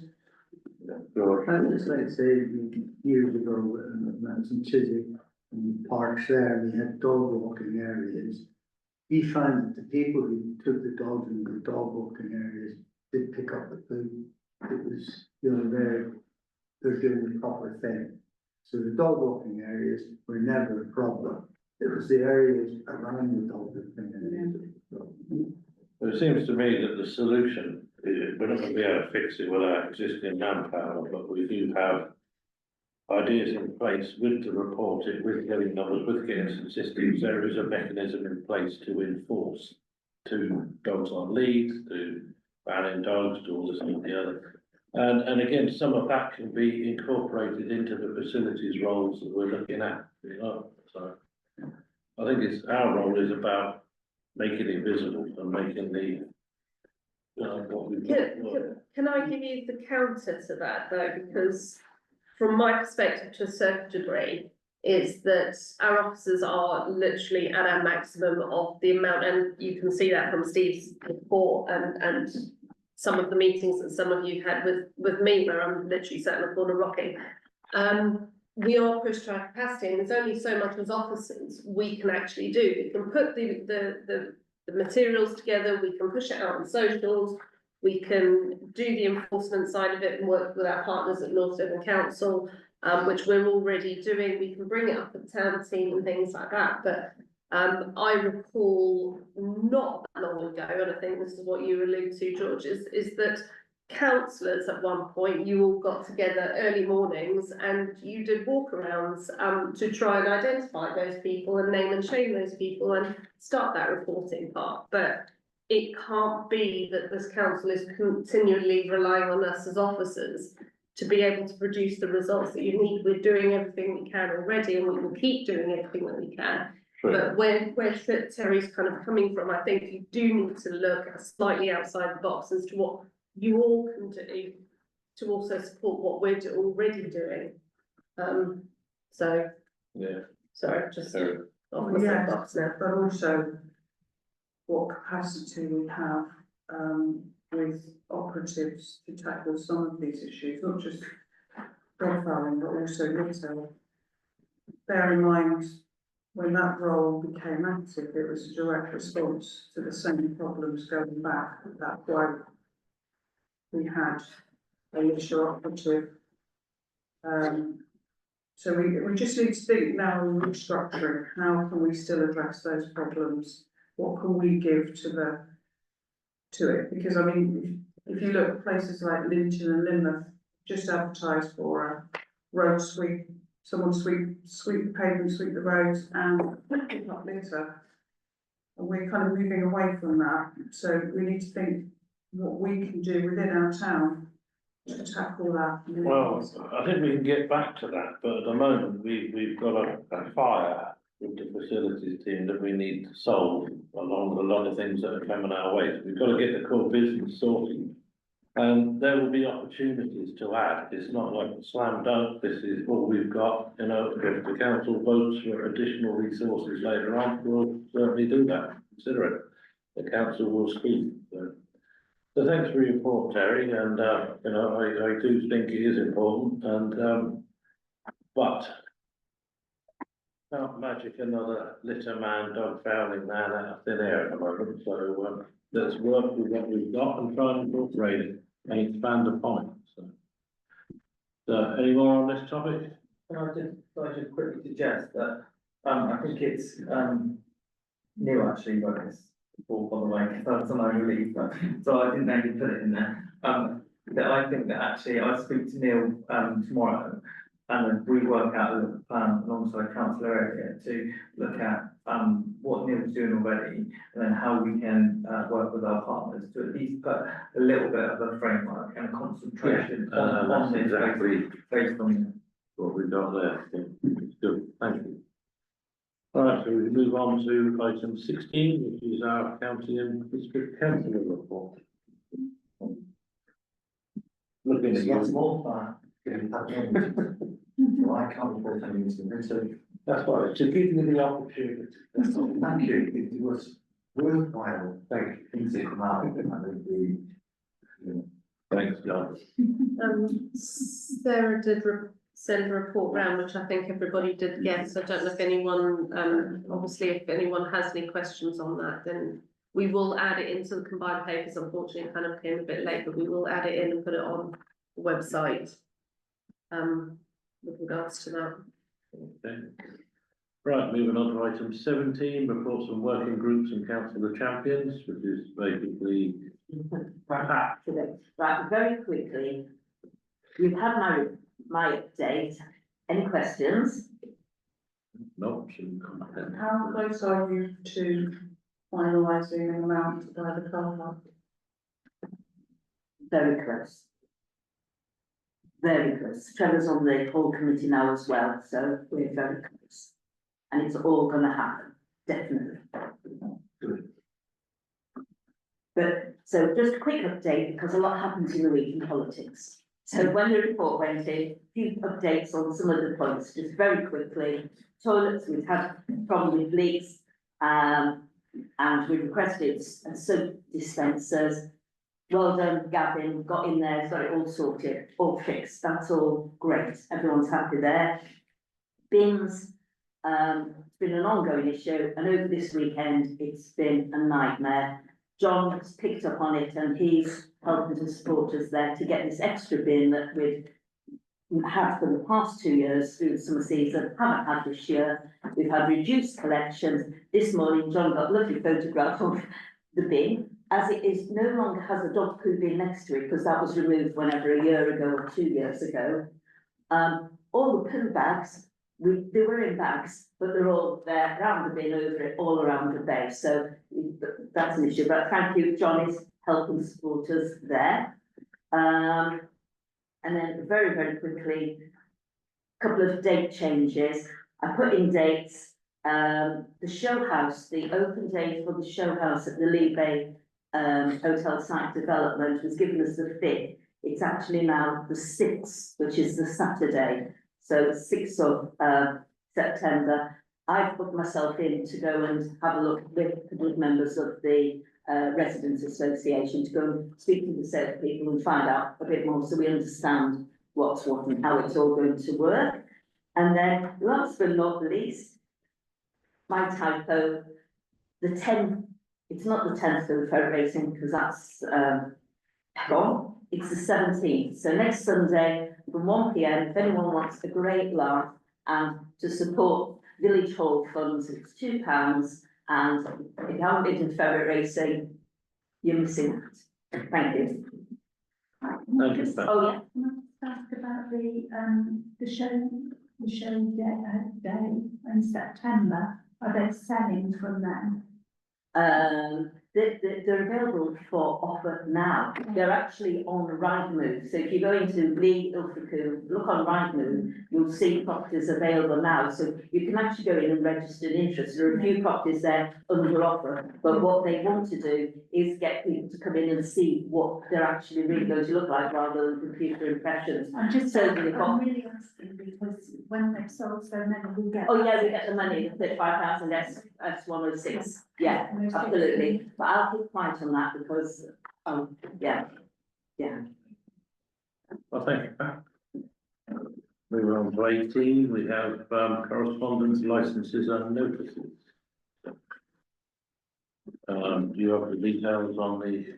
Well, we've circulated correspondence. So the first one was the letter and response that we sent to DCC in response, or in relation, sorry, to the family hub. So that's.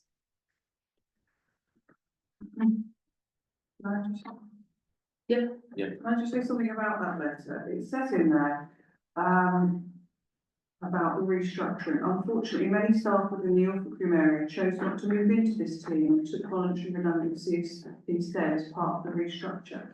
My understanding is that the number of roles was quite drastically reduced and people had to apply for those roles. But it wasn't through choice. You know, if your job disappears and you've all got to reapply for a much smaller amount of roles, that isn't choosing not to do it by choice. So I think that's a little bit disingenuous. And the other part is that they mention in there that the restructuring was taken from April and will end around September, I think. So that's 6 months where there hasn't been an active functioning children's centre. And I think of all the families that potentially fallen through the gaps in that time, where it hasn't been operational, offering what it intends to in the end, while they've been thinking about it. It's like they stopped something without, as DCC always do, they stopped something without having a plan in place of exactly what's going to take over. Just like they did with the Legal Centre. So just, yeah, there's my comments on that. Yeah, that's fine, that's fine. So, Yeah, sorry, back to that, just quickly on that DCC letter, that's obviously gone, as part of the living well as well, so that will be good, I'm sure Charmaine will bring that up when she's able to add that one, and as it refers to other Future, we might be able to get some more feedback from them. We can't hear it, I don't know. The second one is the response, the letter from NHS Devon with regards to the Tyrrell MIU this is a response to the letter that we sent them. That we sent the ICB, is that correct? All around the right way? This is what we're referring to. So obviously I'm going to comment on this letter, which, since 2020, when they took away the minor injuries because they repurposed the staff, and then eventually in 2022 they came up with the ghost of the service. The fragmentation and confusion about what is on offer has really been quite deeply felt. As I probably said to you in the past, I have, and in the shop, in the Tyrrell shop, and myself personally, I have contact quite regularly from people who do not know what is going on. The communication from the ICB and the Trust has been really poor about putting the message out. So there is this confusion. We had a protest, and we had people there that did not know that in the week, Coombe Coastal are supposed to be able to see people with a minor injury, and we all know that actually it's dependent on capacity, and you'll see from the figures that it's actually quite rare that they are able to see. Some of the figures are very low. They also in this letter say about 30% of people that are seen are then referred on to NDC. What they don't highlight is that, as I'm sure Councillor say, that the paramedic service hasn't been allowed to offer the same level of service that would have been had if the nurses were there. And without suturing and prescribing, that's why a vast majority of patients are referred on. Also, what they don't tell you is, so they've got these figures and they say they're very low, but we have statistics that have been kept with a chunk of 9 months missing about the number of people who present in the week when there isn't a minor injury, which currently in July was running, for that time period, 1,607 patients are presented at Tyrrell when there's not been a minor injuries. That's with a chunk missing between September 23 and April 24. So that's likely to be a whole lot more than that, which brings the figure up for people attending minor injuries quite a bit. There's lies to have lies and statistics, so people can manipulate them any way you want. But what we do know is that they're not comparing like with like. We had a fully functioning minor injuries unit before it was taken away.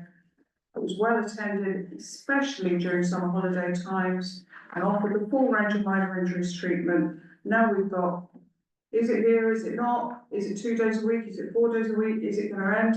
Is it for only 6 weeks? Where do I go in a week?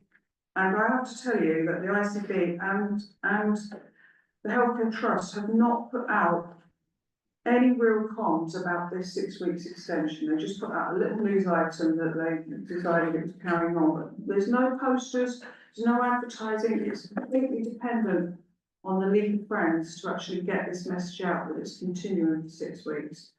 So that's my comments on that as well. yeah, I'm at a loss of what we as town council can do more than we've done so far. We keep pushing it up. Ian Room seems to be engaged.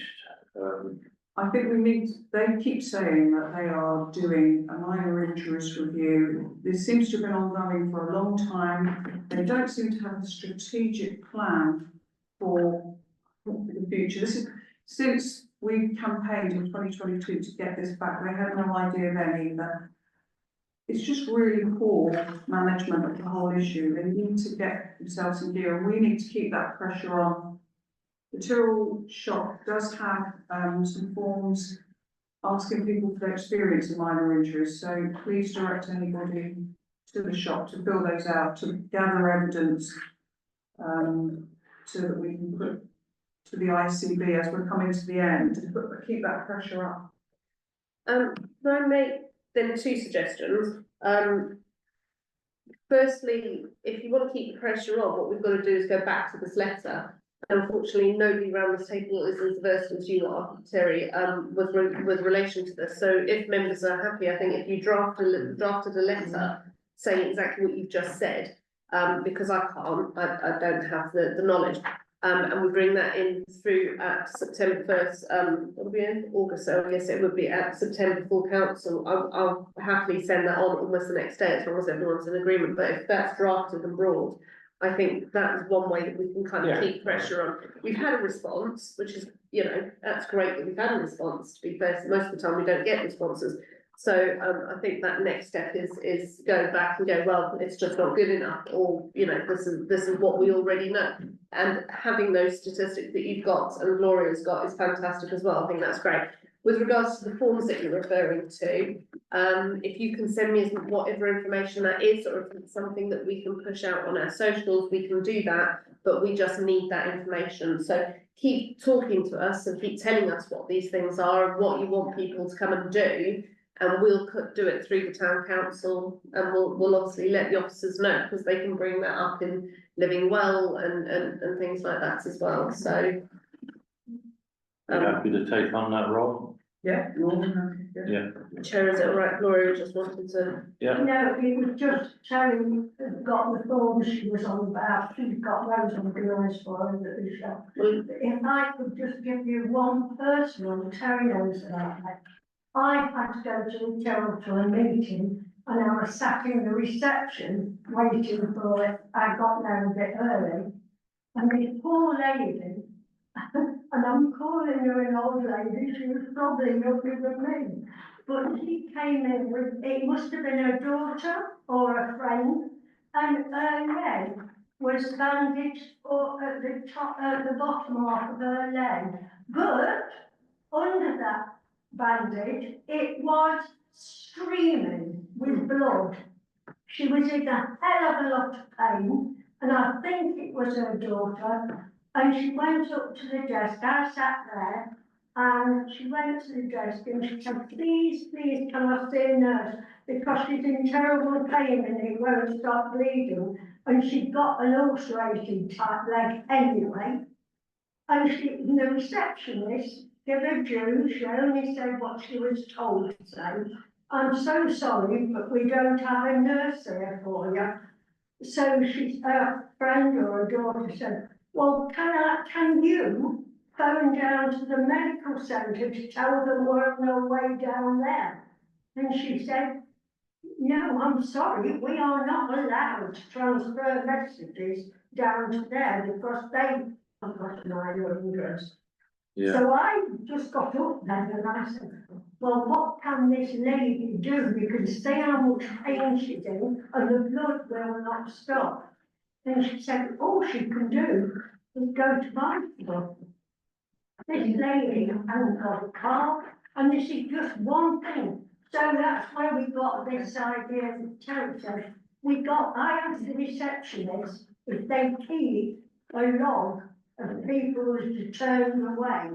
And she said, well, yes, I do. So that's what this new one is about. Yeah, which is all good information, and thank you for that. Yeah, and that's what needs to be incorporated, and we need to keep banging the drum, absolutely. So thank you for that, Gloria. And we're moving on, sorry.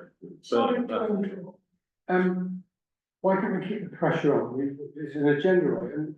I'm quite happy for Terry to write a letter. We put that round by email and get it off quicker. As long as I don't have bite back. I've been bitten by this before, but, and I don't want there to be any discord or anybody getting upset in any way, so. Why don't I write the facts to you, as I know? Yeah. And then you compose the letter. Yeah.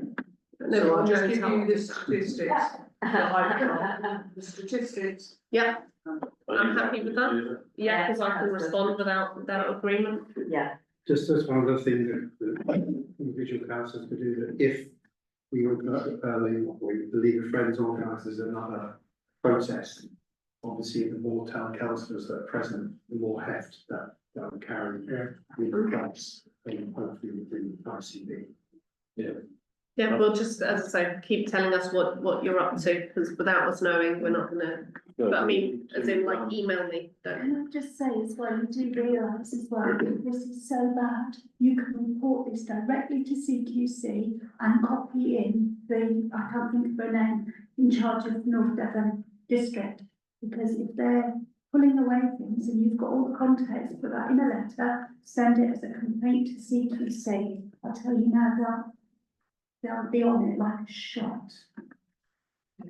Okay, and that in as well. Do we need to vote to give you that authority to No. write the letter? No, it is within my role. That's, obviously we can find.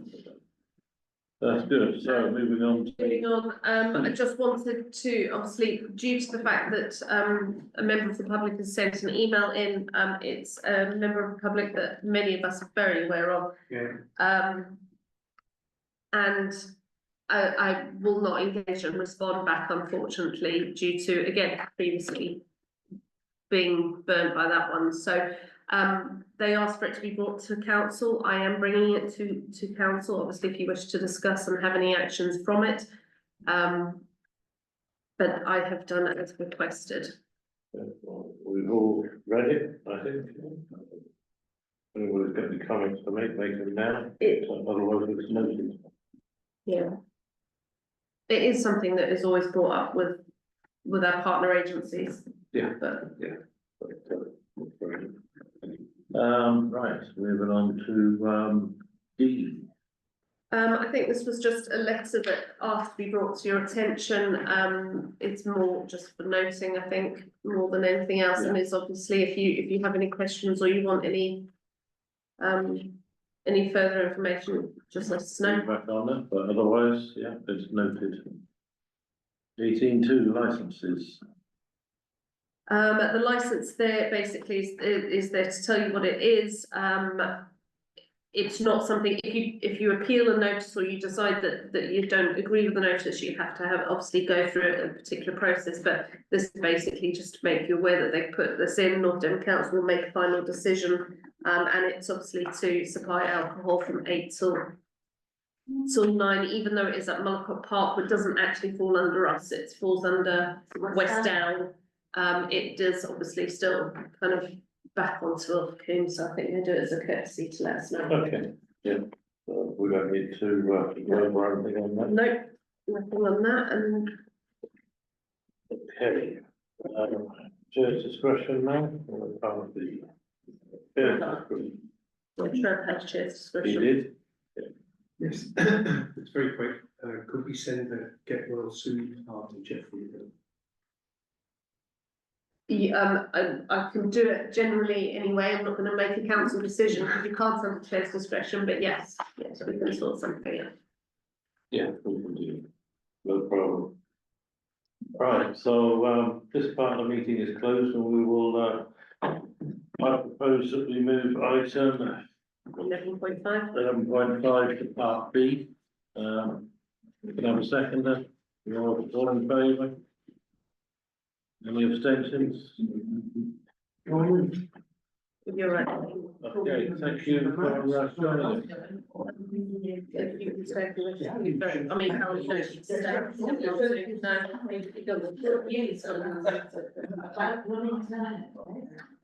Can I just say one thing? Yes. Thank you, Laura. Why, what have I done now? The maths, I personally did that. I spent hours trying to get that bolted on. I'll be in touch. I've been putting light bulbs in, lights down the seafront as well. Nice seeing you. Thank you. Bye. Bye.